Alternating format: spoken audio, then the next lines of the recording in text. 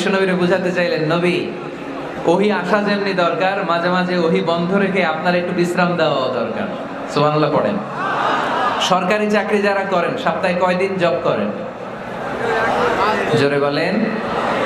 5 দিন। বাকি 2 দিন কি করেন? বিশ্রাম নেন, ছুটিতে থাকেন। 7 দিনে যদি কাজ করা লাগতো, ভাল লাগতো? কথা বলেন না কেন, ভাল লাগতো না? আবার 7 দিনে যদি ছুটি থাকতো, ভাল লাগতো না? তার মানে কাজেরও যেমনি দরকার, বিশ্রামেরও দরকার, ঠিক কিনা? আল্লাহ বুঝাতে চাইলেন, নবী কাফেরদের কথায় কান দিবেন না। ওরা বলে আমি আপনারে ভুলে গিয়েছি। না না, কোশ্চিন কালেও না। আমি আপনারে কেমন করে ভুলে যাই? আপনি আমার বন্ধু।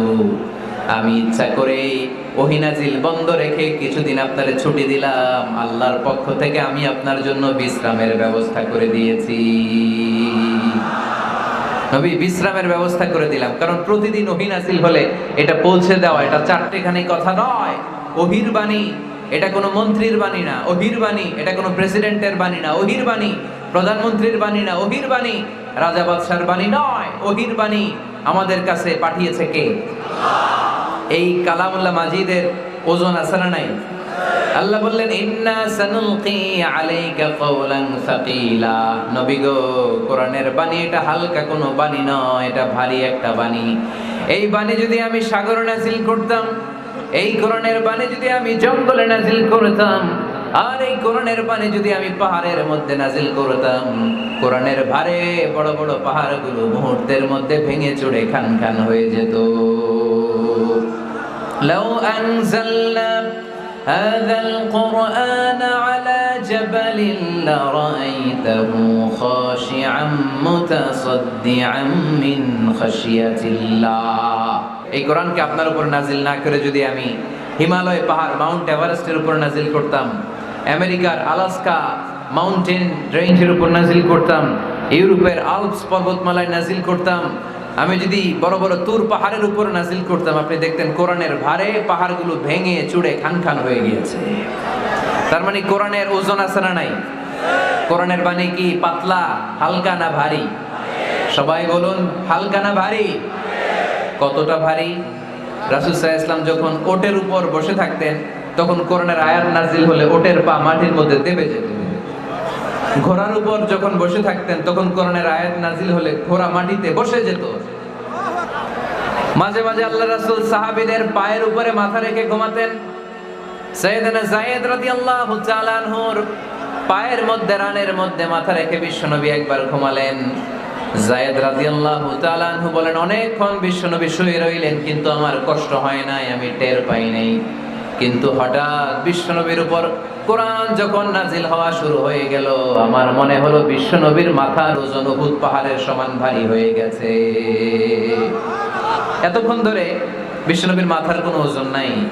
হঠাৎ যখন কোরআনের আয়াত নাজিল হতে লাগলো, দেখলাম বিশ্বনবীর মাথার ওজন এতটা বেড়ে গিয়েছে, আমার মনে হচ্ছে আমার পায়ের হাড্ডি আর রান ফেটে মুহূর্তের মধ্যে খান খান হয়ে যাবে। তার মানে কোরআনের আয়াত সবসময় রিসিভ করা, ওহী সবসময় নেয়া এবং ওহীর বাণী পৌঁছে দেয়া, এটা সাধারণ কোনো কাজ নয়। সব সময় ওহী লাগাতার নাজিল হলে নবীর কষ্ট হয়ে যাবে। এজন্য নবীর কষ্ট দূর করার জন্য সরকারি চাকরি যারা করেন যেমনি ছুটি পান, নবীকে একটু ছুটি আর বিশ্রামে রাখার জন্য আল্লাহ তাআলা ইচ্ছা করেই ওহী নাজিল বন্ধ রেখেছেন। চিল্লায়ে পড়েন সুবহানাল্লাহ।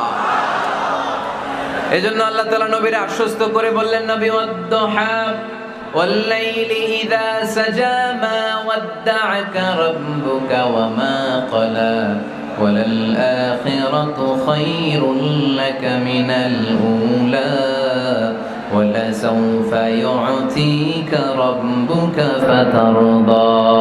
পড়েন আল্লাহু আকবার। এই সূরার শুরুতে আল্লাহ শপথ কাটলেন দুইটা। কয়টা? সবাই বলেন, আরো জোরে বলতে হবে, কয়টা? তাহলে শপথের পর্ব শেষ। শপথ যখন শেষ, তারপরের 3টি আয়াতে কনফার্মেশন। আল্লাহ তাআলা তার নবীকে কনফার্ম করেছেন যে নবী আমি আপনার সাথে আছি, নবী আমি আপনার সাথে আছি। এই এলাকার ওসি সাহেব যদি আপনারে বলে আমি আপনার সাথে আছি, সাহস লাগবে না? এসপি সাহেব যদি বলে আপনার সাথে আছি, সাহস লাগবে না? এমপি সাহেব যদি বলে সাথে আছি, সাহস লাগবে? প্রধানমন্ত্রী যদি বলে ভয় নাই, সাথে আছি, সাহস লাগবে না?